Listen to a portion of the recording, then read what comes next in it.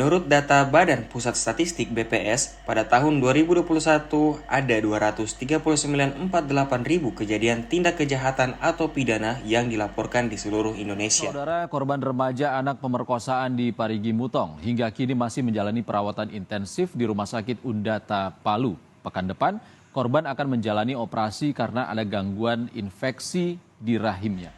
Get ready for the countdown.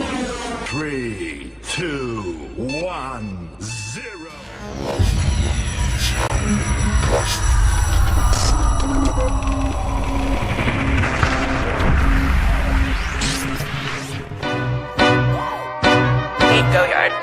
I got so much motherfucking design on right now.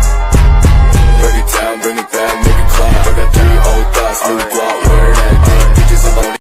Kasus kejahatan semakin banyak terjadi di Indonesia.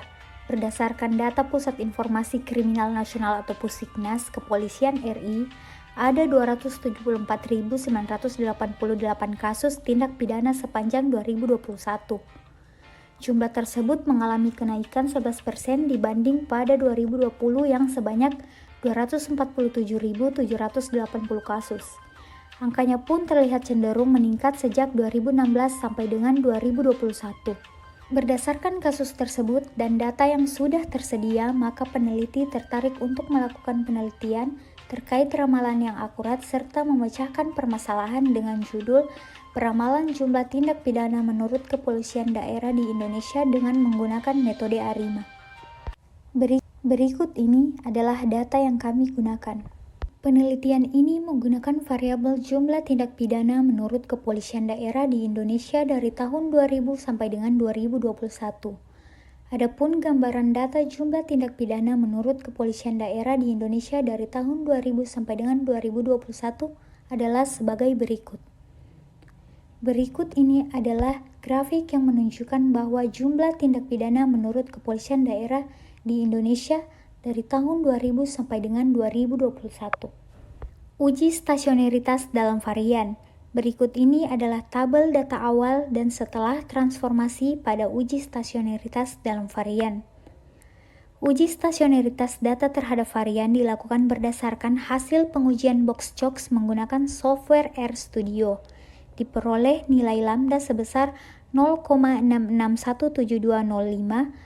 Oleh karena itu, nilai yang diperoleh sangat jauh dari 1, yang berarti bahwa data tidak stasioner terhadap varian, maka perlu dilakukan transformasi. Setelah dilakukan satu kali transformasi, yaitu menggunakan transformasi Boxchox, barulah diperoleh nilai lambda sebesar 1,33001, lebih dari 1 sehingga data dapat dikatakan telah stasioner dalam varian. Uji stasioneritas dalam rataan. Berikut ini adalah tabel data transformasi dan setelah differencing pada uji stasioneritas dalam rataan. Dari analisis yang telah kita dapatkan dengan menggunakan software RStudio, diperoleh nilai p-value dari hasil uji augmented decay Fuller pada data transformasi sebesar 0,8829. Dapat disimpulkan bahwa data tidak stasioner setelah dilakukan differencing, diperoleh nilai p-value untuk differencing pertama sebesar 0,01 yang menunjukkan bahwa data jumlah tindak pidana menurut Kepolisian Daerah di Indonesia telah stasioner dalam rataan. Dapat dilihat bahwa plot yang telah kita dapatkan dari hasil analisis di mana pada plot HF membentuk suatu pola yaitu pola disk down dan plot PHF membentuk suatu pola yaitu pola cut off. Sehingga dari bentuk pola pada plot HF pada leg kedua dan plot PHF pada leg ke-1. Untuk mendapatkan model terbaik, maka dilakukan beberapa kali percobaan dengan mengganti nilai P dan Q pada model. Berdasarkan output, dapat dilihat nilai AIC dari masing-masing model yang telah dicoba. Model yang memiliki nilai AIC paling kecil pada model 5. Namun, model tersebut tidak dapat langsung dikatakan sebagai model terbaik, karena perbedaan nilai AIC antar model sangat kecil. Untuk melihat model terbaik selanjutnya dilakukan uji signifikansi parameter. Dari hasil analisis yang telah dilakukan, dapat dilihat bahwa model yang memiliki p-value kurang dari alpha yang semua parameternya signifikan adalah model 1, model 2, model 5, dan model 6. Berdasarkan nilai AIC dan uji signifikansi parameter, maka model yang dapat digunakan untuk peramalan data ini adalah model 1, 2, 5, dan 6. Untuk memilih model mana yang terbaik, maka dapat dibandingkan kembali nilai AIC keempat model tersebut.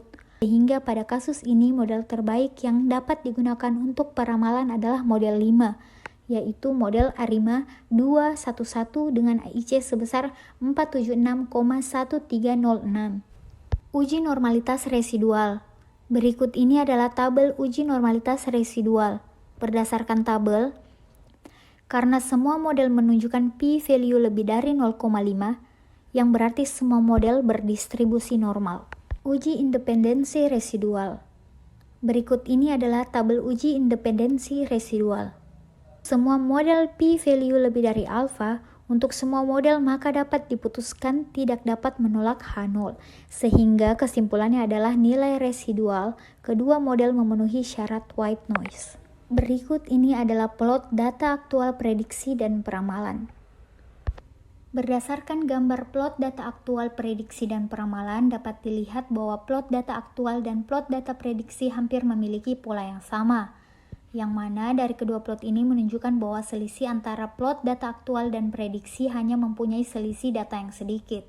Pada data peramalan dan jumlah tindak pidana tertinggi di Indonesia berada pada tahun 2023 dengan jumlah sebesar 224.573,9 dan jumlah tindak pidana paling rendah terjadi pada tahun 2034 dengan jumlah sebesar 207.518,7. Pada hasil uji statistik nilai MAP yang berada pada angka 4,36%. Nilai tersebut tergolong ke dalam kriteria nilai MAP kurang dari 10%, yang mengindikasikan bahwa tingkat akurasi hasil peramalan sangat baik.